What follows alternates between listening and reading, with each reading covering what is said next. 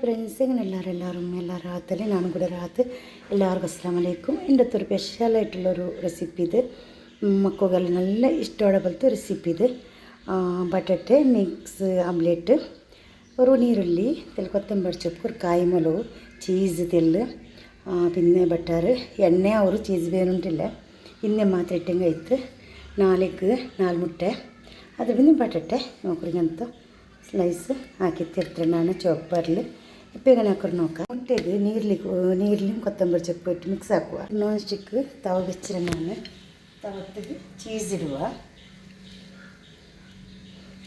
ചീസല്ല ബട്ടറും പിന്നെ തെളി എണ്ണ ഇത് നല്ല കായട്ട് ബേസ് ബ്രെഡാക്കുക. ಮತ್ತು ഒരു പീസ് ബട്ടറ്റയുടെ ഞാൻ വെച്ചുകൊണ്ട് വരുക.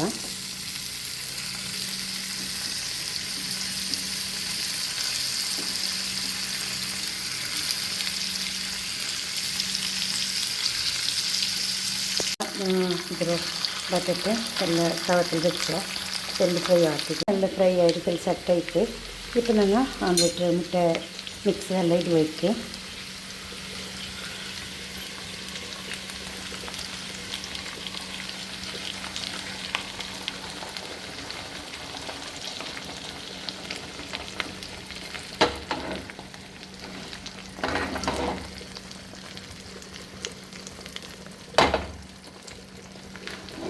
ഗ്യാസ് സ്ലോ വെച്ചിട്ട് നല്ല ഫ്രൈ ആക്കി എടുക്കുക.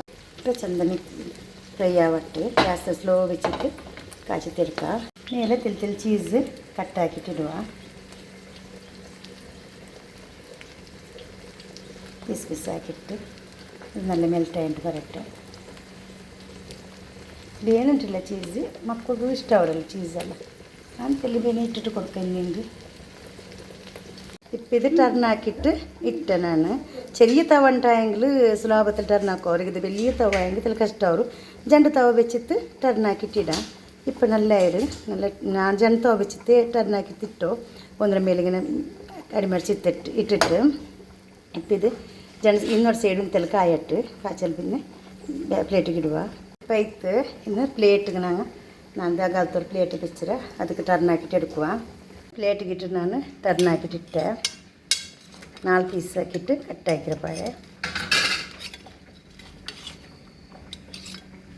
ನೋಡ್ಕೊಂಡು ಬಟಾಟೆ ಮಿಕ್ಸ್ ಆಮ್ಲೆಟ್ ರೆಡಿ ಆಯ್ತು. നല്ല ಟೇಸ್ಟ್ ಅವರು ಮಕ್ಕಳಿಗೆಲ್ಲ ಎಂತ ಹಾಕಿ ಕೊಡ್ತೀನಿ. നല്ല ಕೊಸಿಲ್ ತಿಂದ್ರೆ ಸಾಲೆ ಸ್ಕೂಲ್ ಬಿಟ್ಟು ಬಂದ್ಬತ್ತಿಗೂ വീഡിയോ ഇഷ്ടമായി വീഡിയോക്ക് ഒരു ലൈക്ക് ആക്കും. വീഡിയോ ഫാമിലി ഫ്രണ്ട്സ്ക്കെല്ലാം കടത്തും അങ്ങനെ നോക്കി ലൈക്ക് ആക്കട്ടെ. Thank you. Take care. അസ്സലാമു അലൈക്കും.